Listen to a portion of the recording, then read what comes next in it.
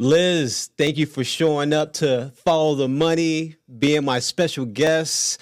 And as usual, you're looking lovely and whatnot. She came all the way here from Arizona just to be on the show and talk about money. Yeah. Well, I like to talk about money. Amongst other things, guys.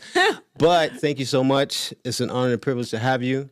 And thank you. Thank you so much. How do you feel so so far about touching down in Las Vegas? Oh, Viva Las Vegas. I love it. Viva Las Vegas. Oh, yeah. Yeah. It's been a long time since I've been in Las Vegas. Like That's 15, right. 20 years. What? Long time. It's been that long? It's been that long. Holy Moses. I get in trouble when I come to Vegas, so yeah, I just stay away. We all do. And I live here, so I'm always in trouble. Yeah, so you're just a troublemaker. What am I going to do? But, I have to be me, right? That's one of the reasons why I chose Las Vegas, because it is a sin city. Yeah. Right? And I am a sinner in a good way. In a good way. Are we all? Good way. Liz, again, thank you. Can you tell us a little bit about yourself? Yeah, so I live in Scottsdale, Arizona. I've got 2 kids that live with me full time. My son's 8 years old and my daughter's 17. I've been in the mortgage industry for 20 years. Former underwriter, that was the main job that I did. 12 years, I was a conventional FHA and VA underwriter. And then, so last 3.5 years, I've been specializing in DSCR loans as a licensed loan officer and just loving life. That's right. So that was part of my introduction that I wanted to actually express. DSCR Mtg Gal? DSCR Mortgage Gal. Yes. So Liz Lopez, otherwise known as But that was DSCR Mortgage Gal. Indeed. All over the internet. All over the internet, and tap in, guys. So you've been doing your thing. You got an incredible comeback story. And on top of that, right? I seen your stand-up or your speaking gig, if you will, right? Mm-hmm. And I was inspired, and I was moved by it. That was incredible. Thank you. Can you tell us a little bit about that? Yeah, so, I've been in the mortgage industry for 20 years, and I always worked for a bank or worked for a company. Mm-hmm. And then 3.5 years ago, Fairway Independent Mortgage shut our whole branch down.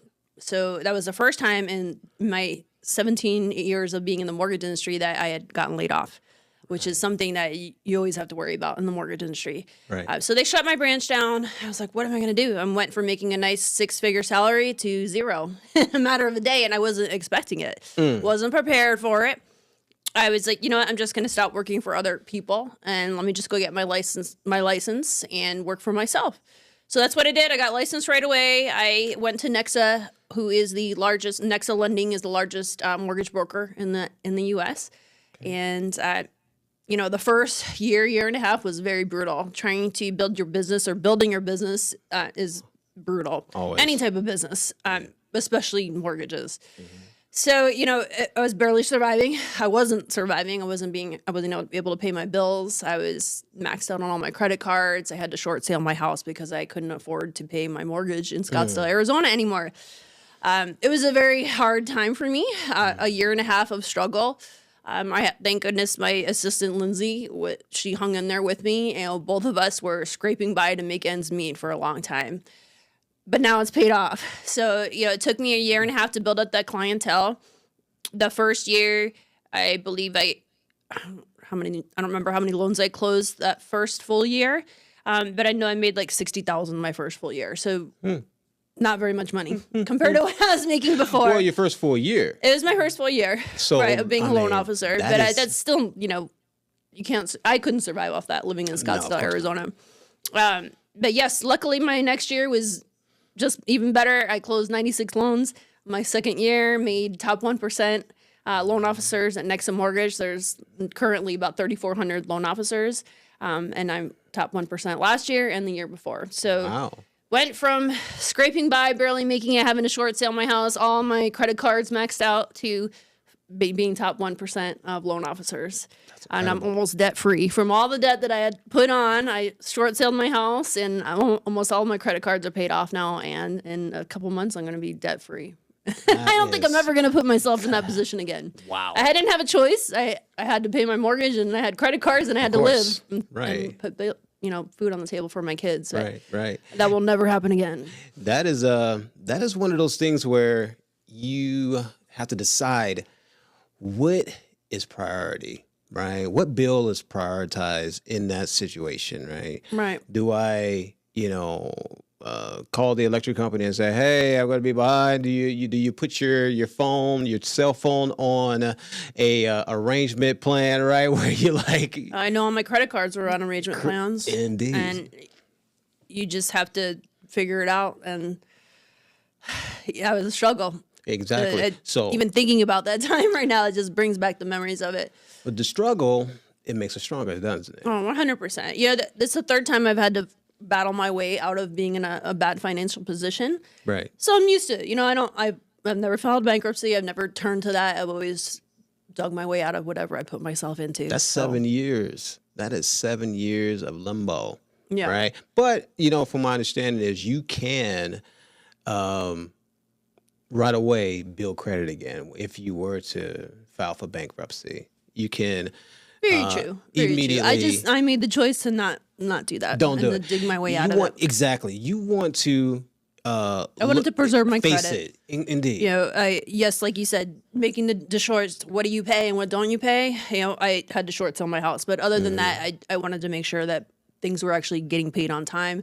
You can call your credit cards. They can put a stop on, generally on the interest rate. You can't charge anymore, but at least you can pay it down without having to get lates. Whatever you could do to not have late payments on your credit. Right. And just put one foot in front of the other. And like you said, pick your battle. What are you not going to do anymore? Go out to eat all the time? Now, you know, so. Exactly. My hat off to you. You pulled out of it and you turned it into a success story. I'm so thankful now. Incredible. Yeah. That's incredible. And it's inspirational. Like I said, when I heard it the first time, I was like, holy crap, that is amazing. Last year and the year before, I made more money in the mortgage business than I had in my prior 18 years. Check that out. Working for other people. So I was capped working for banks and other companies. There's only some, and everywhere I've worked, I've always rise to the top. Every position I've had, it's just my work ethic. I was born that way. in that moment when you realize you've been held back, right? But you had to go through something really difficult. I mean, life-changing that, that light bulb popped or, the inner beast inside you comes out. You say, hey, never again. A young mother of 34 was diagnosed with cancer and passed within a year. Her policy replaced her income, allowing her husband to focus on raising the children instead of rushing back to work. Life insurance replaces lost income, so a family can maintain stability when a primary caretaker or earner is gone. In this situation, it gave the husband the freedom to prioritize his children and healing rather than immediate financial survival. Never again. It will never happen again. I'm never going to work. Well, I won't say I won't work for another company again. My preference is to be self-employed forever. Not work for anybody again. Not have anybody in charge of my income. Exactly. Not having any in charge of me not having a job anymore. Not having to go through what I went through. Exactly. So, yeah. So when was the moment that you realized the lending industry was for you? Yeah, so my background's in bartending. So 18 years on and off, I was bartending through college. I started when I was 18, bartending. And one of my former managers who I worked for got into mortgages. And he was like, you'd be really good at doing this. Why don't you come over and start learning mortgages? I was like, I trust you, all right, I'll give it a try. Right. And I never left. I started as I started as a loan officer before there were licensing laws back in 2005. Yeah.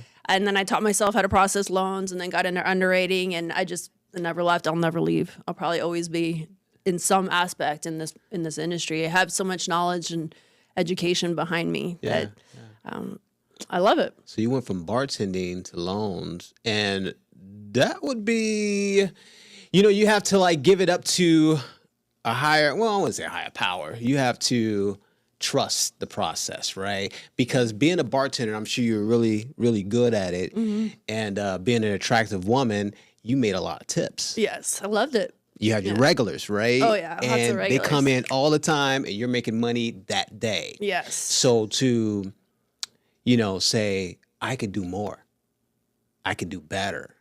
And then you believe in that and you transition to something that's going to do better, except for instant gratification, right? And work towards it so you can get to that goal, right? That's incredible. I didn't even have a mortgage before that. I barely knew anything about mortgages.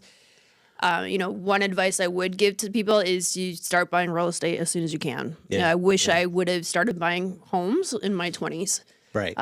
My family, I think, sheltered me a little bit from that. I was ignorant to mortgages, and that's another piece of advice is to learn credit, learn mortgages. I think too many young people don't know how to manage credit and money, and especially nowadays we're at an all-time high for debt and credit cards. Oh, yeah. I know I didn't know much about it until I needed it to buy my condo, my first condo. Right, I didn't know anything about it. I hired on a credit restoration guy, and he got me digging through everything, and I was like, oh, right. I was digging through all my paperwork and getting my my credit in order, and paying everything on time, and and literally claiming, because I was a hairstylist at the time too for a 5-star salon and spa. Yeah, and so I had to start claiming my tips more frequently, if you will, right? If you know about tips, right? Thank God that we don't have to or people out there don't have to claim tips anymore. That's not my problem anymore. But yeah. well, when you claiming tips, you're like, hey, that's my cash. That's a gift. What's going on here? But for the the purpose, I did it and I got my condo. So did everything right? And it really opened my eyes up to the process of lending then, right? So, again, my hat off to you because it's a lot to it. It's a lot. It definitely is a lot. It's a very stressful business, but it's also very rewarding. You got to have thick skin to be able to make it in this business. There's no crying in mortgages. Oh, yeah. You're going to have those hard days often, especially when you're new. Oh, of course. So what are some other products that you offer? Yeah, so I specialize in the DSCR loan. And for your listeners, if they don't know what that is, it stands for Debt Service Coverage Ratio. It's an investment property loan. And the basic gist of it is, does the mortgage, the rental income cover the mortgage payment? So if your rental income is $1,000 and your mortgage is $1,000, that's a 1-to-1 ratio. And that's what we look for the DSCR loans for the 1-to-4 units. Now, you don't have to have a job. You don't have to have income or W-2 income or self-employed income to get into this loan. You just have to have a property that cash flows and that you can, you have the down payment for and the credit. Okay. And then as far as other loan products, can originate any type of loan, conventional FHA, VA, hard money loans. So if you need a fix and flip project done, we have new construction loans. Any type of loan product we have available at Nexa Mortgage, at Nexa Lending. Recent name change.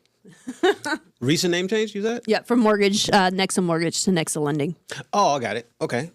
Got it. So you offer FHA? Yes. Freddie? Yep. Fannie, Freddie, FHA, Freddie, VA. all of them. Any type of, and in commercial loans, so any type of loan product that you need, we have available. We have over 300 lenders at Nexa, licensed in 48 states. That's awesome. So you find the best product tailored to the client. Yes. And I like to work with investors. That's the avatar that I like to work with than like a first-time home buyer. But if an investor needs a primary residence, second home, investment property, let's go. There was no policy. John died suddenly in his sleep. With no life insurance policy, his family drained their savings and borrowed money just to pay for the funeral. Life insurance prevents families from being financially overwhelmed by sudden loss. Without it, this family was forced into debt and hardship at the very moment they needed support and stability most. Right, that makes sense. Makes perfect sense. What is your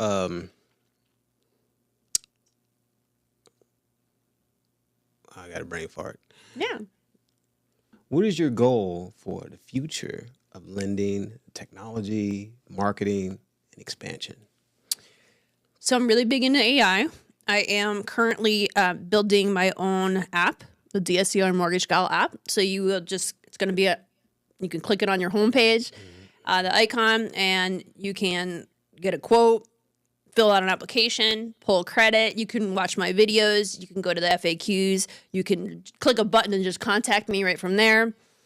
You can see where I'm going to be speaking next. So everything's going to be on this app. It's 75% done. But yeah, so I'm big on the AI. So that building that app, just diving head first into anything AI, trying to build a bot. Next is very big into AI, so we have a lot of stuff going on, CRMs and just lots of stuff. That's with awesome. AI. And we talked about it a little bit briefly. All the different, avatars or people using AI to the point where it's not them speaking. Yes. Right? Yeah. Tons of people are doing AI videos, AI pictures. You could probably tell the difference. I prefer not to. Right. I don't think I'll ever venture into AI videos or AI pictures. I just want people to see the real me. So no matter what, guys, it's going to be Liz. It's going to be me. It won't be an AI 100%. me. Yeah, it might be an AI bot when you go to my website. That's what I would like. You go to my website. I have an AI bot. You can ask it questions, and it'll be me answering basic questions for you. Right. That's as far as I'll probably go. But that's as far as it's going to go. It's going to get you to the information that is required, and yet at that point, if you need further assistance with a human touch, Liz will speak to you. That's right. Makes sense. Yeah. Makes So total sense. technology-wise, marketing-wise, I'm trying different. So I don't have an issue with marketing. I have tons of people coming to me every day now. Now that I built up what I built. However, I have been building a team. So I have a mentor a gentleman that I'm mentoring as a loan officer. So we're trying different marketing things. We are going to be doing some webinars and some in-person meetups. So if anybody's interested in learning more about DSCR loans or any other loan product, just DM me the word webinar or the word meetup, and we'll make sure you get on that list when we are doing some meetups in Arizona or some nationwide webinars where we're going to be teaching DSCR any type of loan product. When's your next gig? When's your next speaking gig? Yeah, so I am flying out to LA in March. I'll be talking at a meetup in March. Nice. A meetup? Yep. Okay. A specific one that you that we can know exactly what it is, or is it just? It's a sub 2 Pace Morby sub 2 meetup. One of the hosts out there in LA. Is that right? Yeah. Right on. Right on. It's an exciting time. It's an exciting time. It's an exciting time. I am looking for people that if they want to join my team. Right. So loan officers or referral partners, so agents, builders, financial planners. If you think you can bring in leads and bring in good referrals, or if you are a licensed loan officer and you're looking to have me mentor you, I'd be open to that. However, I am being fairly restrictive because it does take me a lot of time to mentor somebody and hold their hand, and I take it very seriously. Well, of course, right? You're going to be teaching, you're going to be mentoring, and so they're going to have to be serious about it. Yes, right? they're gonna be me. I mean, they're gonna need to have my work ethic to be able to work with me and push forward. Yes, push through it. Because I will push them because I push myself. I push everybody around me. It's just I can't help it. Here's the thing: they should want to be pushed. They should want to be pushed to be better. Right? Yes. Because that's what you're there for, right? You went through the fire and you came out of Phoenix, right? And you're trying to show them exactly how to do that. And at some point you have to go through discomfort. You have to go through, to become a Phoenix, you have to go through extreme discomfort, right? You have to be burned through the fire 100%. through and through to the ashes, right? Nobody makes it there without having to go through some fire. And so if you're trying to duplicate that experience for them, but through you, right, to push them to that point and you not break them down, but enough to the point where they can like rise to the occasion, right, if you will, right? They're going to have to go through their own Phoenix moment. Absolutely. And like I mentioned before, no crying in mortgage. If you want to work with me, I am very blunt. I'm very direct.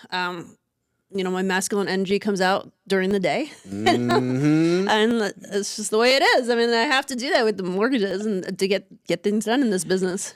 You have to. If you want to top 1%, there's no playing around. There's no playing around. There's no playing around.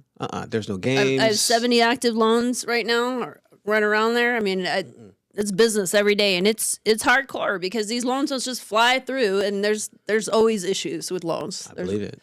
whether it's an appraisal or it's an underwriter conditioning for stuff that shouldn't be there, or who knows what it is. But there's always issues. Yes, there's vanilla loans that fly through, but there's a ton of them that aren't. Right. And I'll take them all. Right. Of course. Right. Each lead is a good lead, no matter what it is. Yes, right? correct. Every lead should be treated the Absolutely. same, equal. Two friends went into business together. When Jeff died unexpectedly, his business partner used the life insurance proceeds to buy out his shares and keep the company running without chaos or lawsuits. Life insurance ensures business continuity when the partner dies unexpectedly. In this case, it provided funds to execute a clean buyout, protecting the company from disruption, conflict, and legal battles. 100%. Indeed.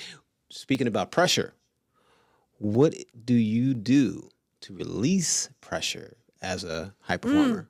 My main thing is the gym. Okay. I'm a daily gym goer.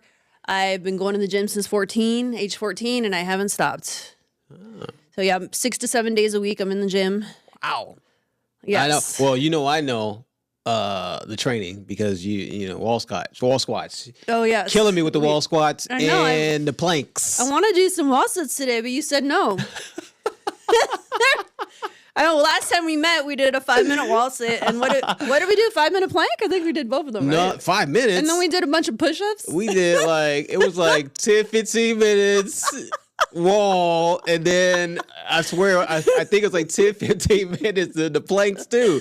And it wasn't just normal planks, guys, and wall squats, okay? It's I not think normal. we had our feet up on the bed or something. I was like, recording it all. I think I had we were tight in a pants hotel on. room doing that. And I'm like, I'm about to bust my pants. That's funny. You know what, though? That shows me that, you've got a strong mind. The fact that you even said, let me do that with you. Oh, yeah. You know how many people I asked to do wall sit with me? You're like the first one that ever said yes. I'm a big fan of pain. Pain me in a good too. way. Pain in a good way. Yes. So I'm a big fan of pain. If it's coming towards injury, if it's going towards injury, then, we got to kick back. But pain, I'm no stranger to it. I welcome it. I'm like, come on, let's go. I love it. Let's go. We're friends. That's the mentality I like, because I'm the same way. Indeed. Right? We are friends, and let's pursue it. Strong mind. I was sore for like 3 weeks. I swear. I was sore for 3 weeks. I had to go to not GNC, but I had to go to the nutrition and supplement store here in Las Vegas, right? And get some stuff to heal a little bit faster. I had to go get some BCAAs, right? I went and got some nitric oxide. What else did I get? I think I got some beet juice, and some creatine. That's right. hilarious. Yeah, because if you work out like that and your muscles are like ripped to shreds, you need something to recover. Yeah. You need pre-recover. Yeah. Yeah. Absolutely. Or post-recover. You need recovery. So. I do those wall sits every week. You do those wall squats every week? Every week. Really? Yes. Holy. Woo! I love them. That's a lot. There was one point where I did 10 days of 20-minute wall sits. I was planning to do it for 30 days straight, but I could only last 10. Oh. 20-minute wall sit. Because it's brutal. My legs after 10 days. It's brutal. They were so sore, and I was like, I can't go any further. I tried to do squats for a month, like the squat challenge for a month, but on the Smith machine, right? Like the rack. And I tried to do it for a month, and because you're not gonna be able to sitting down. Mm-hmm. It's over. No. Yeah, that's a good You're gonna feel like you're 80 for one day, right? But not 30 days. Well, I mean, like you said, like a couple of weeks, possibly. When you get towards that third week, you gotta dig deep into mental toughness. Yeah, because you are in so much pain that you need Motrin, right? You need you need narcotics. So if I can say that, but you need something to supplement that pain. Yeah, right. So the lactic acid is like insane. Yes. Stiffen up, and you're feeling like no water is getting to your muscles. Mm-hmm. It's like granite. 100%. Yeah. So that's what I do every morning. I get up, I go to the gym. That's the first thing I do, whether it's before I take my son to school or after. It's a daily thing, and I wouldn't be able to make it in this business if I didn't have an outlet. Yeah. Everybody has an outlet. Most people have unproductive outlets in this business. I do have a couple of those too, but my main outlet is the gym. So that keeps me healthy and for the most part productive. Beautiful. Beautiful. Well said. What has inspired you to be so driven? Like, what was that? What was that main, everybody has every hero, every villain has an origin, right? Not the bounce back, right? Not what happened, but what really makes you driven, right? Gosh. What makes you tick? It had to happen. Well, it maybe didn't happen. But, I don't think there is a specific thing that happened. I think I've always been this way. My father went to MIT. He was a chemical engineer. I think that I just got his drive. I don't know. My brother's the same way, in different ways. But yeah, I've always been driven. And from a young age, just always wanted to do the best at whatever I'm doing. I've never not had drive. Okay. So I don't think there was anything specific. It's just my personality. You're just born with it. I was born with it. Just born to rule. I was born to just keep pushing. I was born to keep pushing. Keep going. I was born to keep going and keep pushing and just keep trying and keep persevering. I mean, if you don't persevere, you'll never get anywhere in life. Yeah. I wanted to be an underwriter in the mortgage industry for years and nobody would give me a chance. And I just kept trying and I just kept trying and I kept trying and then I finally got in. So you just don't give up. If you want something and you have a dream, just don't give up. And eventually you'll get there. Absolutely. That was something that someone just recently told me, right? Where when you go through tough times and you have to evaluate the situation, if you will, and some people may fold or you rise to the occasion, right? But if it's so hardcore what has happened to you, right, where it literally kicks you in the teeth, and something inside you say, I'm going to persevere. I'm going to get out of this. I'm going to put my teeth back in my mouth. Mm-hmm. And there's nothing going to stop me. I'm going to keep pushing forward, right? I'm going to crawl through glass, right? Because it's just in me to do that, right? Like some people could, quit and they say, hey, I'll come back later, lick their wounds, and then they come back a different person, like more soft, right? And kind of docile. But when you are built to last, to, you connect with your inner beast or juggernaut or whatever you want to call it, right? Your inner boss, right? And you get to it. Like it connects with you immediately when it happens to you and nothing can stop you. Right? And I think that's the drive that you have in you, right? You got this passion, this fury, I don't stop. You just don't stop.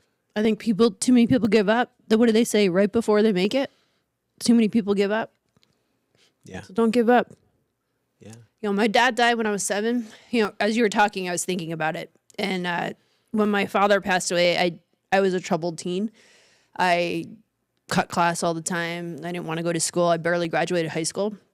I cut class so much that my principal had to come to my house. And I was a senior and I was about to graduate. And he just said, if you miss one more day, you're not going to graduate. And I was like, okay. And he came to my house and that's how much he knew me. And I went to school that day and I ended up graduating. But I didn't go to college right away. I didn't know what I was going to do. I was lost in a way. When my father died, it just threw me off track.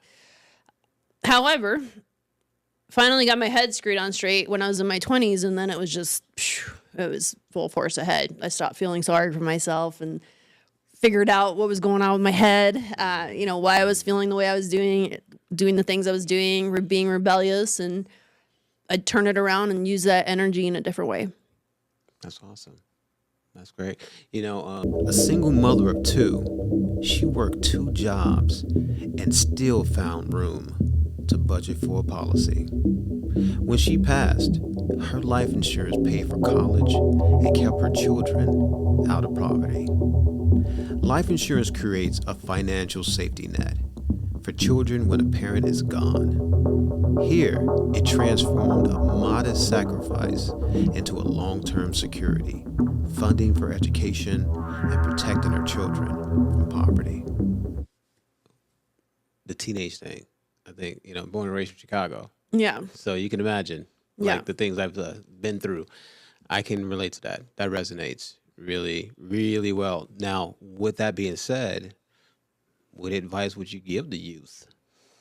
With that being said, I mean, graduate. No matter what, graduate. You don't have to go to college if you don't want to. College is a great discipline place and teaches you a lot.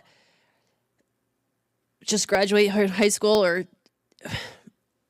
don't blame everybody, because I think teenagers tend to blame other people, myself included. I blamed other people for why I was in the place I was at, and we have to take accountability, and especially at that young age. And then, I think we need to start teaching kids about credit and managing money. And a lot of kids get out of high school and they're adults, and they learn from their parents, and they don't know how to manage money. And, I heard something the other day that 7 out of 10 people in this country are living paycheck to paycheck. What was the percentage? 7 out of 10. 70% 70%. of people are living paycheck to paycheck right now.